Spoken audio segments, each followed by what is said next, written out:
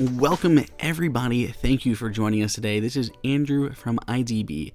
Elgato announced a few new HomeKit devices out at CES this year, and one of them was the Eve Button. This is a smart home remote that can control any individual items, scenes, or automations that you have set up, and it is super easy to do. So in this little video, we're going to go over the Eve Button, show you what it is, how to set it up using the Eve app as well as Apple's Home app.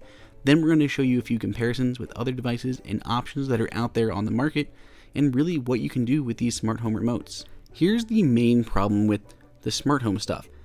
Some people or guests don't want to use their voice to control everything. So you either have to set it up in automations using motion sensors, or you still have to have some physical controls. And there are different ways to enable physical controls by replacing physical switches on the walls or by external buttons/remotes like the Eve Button. The benefit to the Eve Button compared to replacing a wall switch is that this actually has 3 different controls that you can do all with one switch compared to a wall switch, which really only has an on and an off state. Of course, the wall switch can also control actual physical outlets built into your walls, which is just a handy solution. Now inside the box of the Eve Button, you'll find the Eve Button itself, a HomeKit pairing code, and a variety of sticker sets. The stickers are actually a really cool idea. This is really smart. I have not seen this with any other HomeKit button out there. It's just a really nice, subtle idea to help remind you and guests in your home what the button is capable of. On my particular button, I put 3 stickers, one for each of the 3 controls. So 1 press, 2 presses, or a long hold. And I put those just along the top or the bottom of the button. Then it's easy to see, so that way you know what the button is actually supposed to be doing when you press it. The button itself is actually really quite small, which is handy. You don't want a big button lying around. And compared to some other devices out there, this communicates over Bluetooth. So there's no hubs or bridges, anything like that necessary to get this thing working.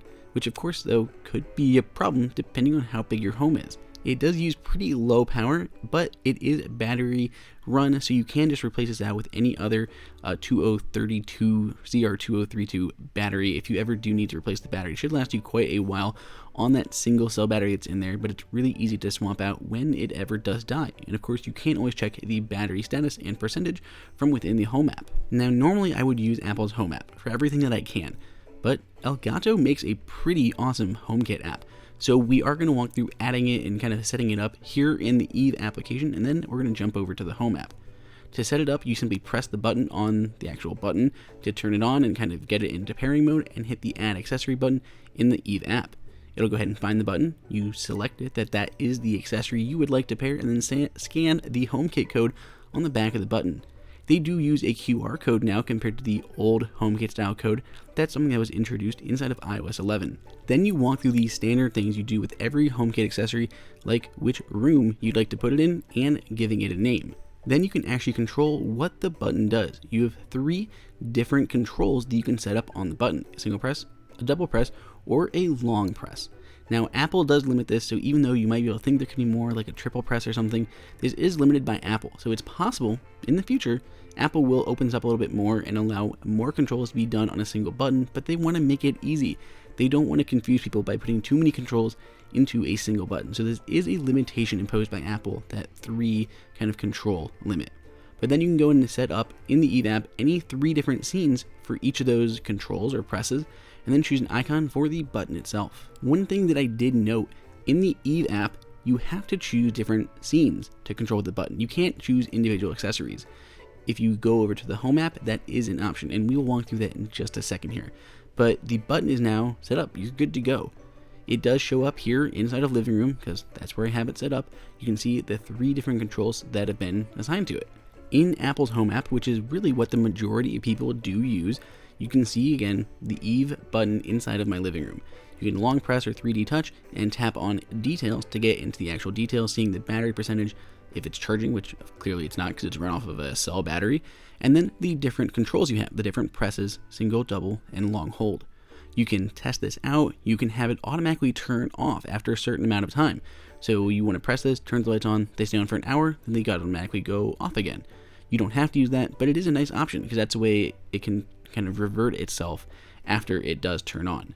Now here you can see you can choose different scenes just like you could in Elgato's Eve application, but if you don't want to choose a scene, you can actually just go down to the room and find the device or accessory that you'd like to control and turn those on instead.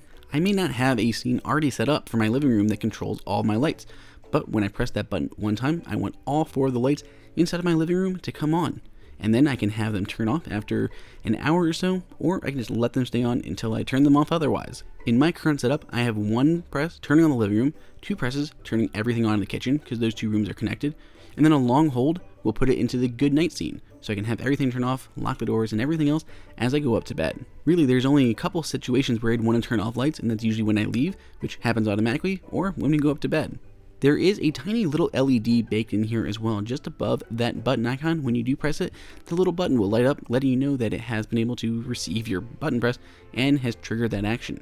Now, that action can literally be anything. It can be turning on lights, it can be locking your door, closing your garage door, opening your blinds. There are so many options and configurable HomeKit scenes that you can set up. You can control any number of accessories through a button like this, and it is immensely handy, especially for guests or girlfriends who don't particularly like having to use Siri to turn the lights on and off all the time.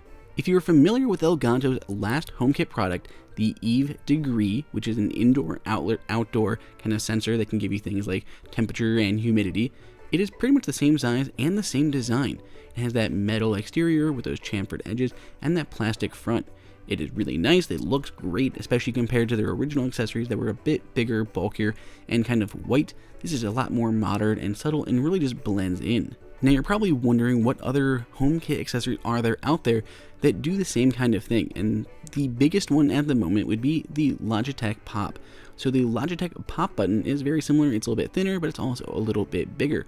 It's also made out of kind of a softy, rubbery plastic material compared to the metal and plastic of the Eve Button. They pretty much do the same thing, 1 press, 2 press, long presses, but the biggest difference is that the Logitech Button does use a bridge to communicate, instead of the Eve, which just does everything over Bluetooth. If you have not checked out our video review of the Logitech Pop, I highly encourage you to check that out as well.